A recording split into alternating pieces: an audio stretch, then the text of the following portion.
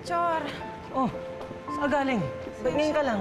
May kausap ako na medyo importante. Mapo ka. Sino? Si Angelo na naman? Bakit naman si Angelo ang naiisip mo? Alam ko namang mahalaga pa rin siya sa'yo eh. Hindi si Angelo. Jessa, pasensya ka na. Nag-aalala lang naman ako eh. Ayoko kasi ulit na masaktan ka ulit niya eh. Salamat, Melchor, sa pag-aalala mo. Mula noon hanggang ngayon, naging mabuti kang kaibigan para sa akin. Jessa, gusto ko masigit pa yung pagsasamahan natin doon. Masigit pa sa pagiging magkaibigan lang. Chor? Huwag kang mag-alala. Hindi mo naman kailangan sumagot ngayon eh. Gusto lang ibahagi sa'yo yung nararamdaman ko. Ito.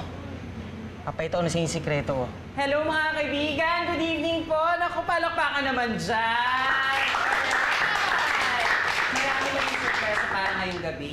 At para umpisa na natin ang surpresa na yan, merong naghanda dito ng isang surprise number para sa ating lahat.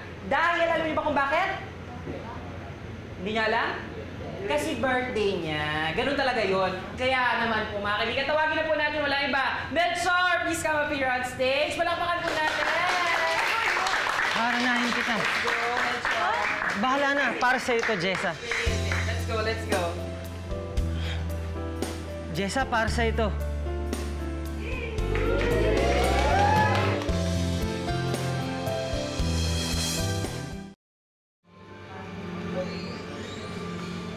Narito lang ako,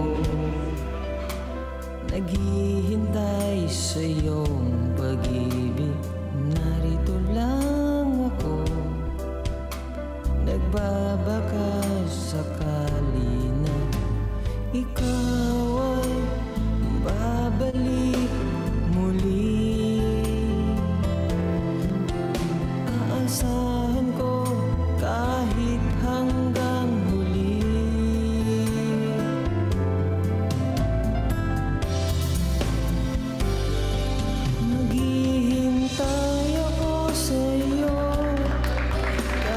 Nasasaktan ng puso ko, sana'y malaman mo hanggang sa dulo ng mundo. Maghihintay ako para sa'yo. Okay ba?